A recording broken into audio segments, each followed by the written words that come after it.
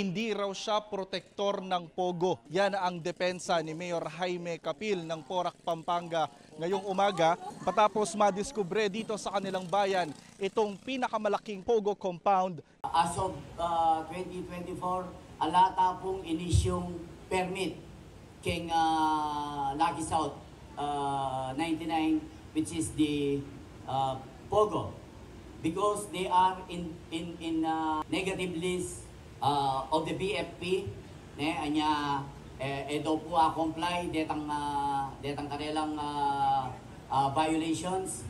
Balang po sasabihan na maging protector tamo po ning Pogo.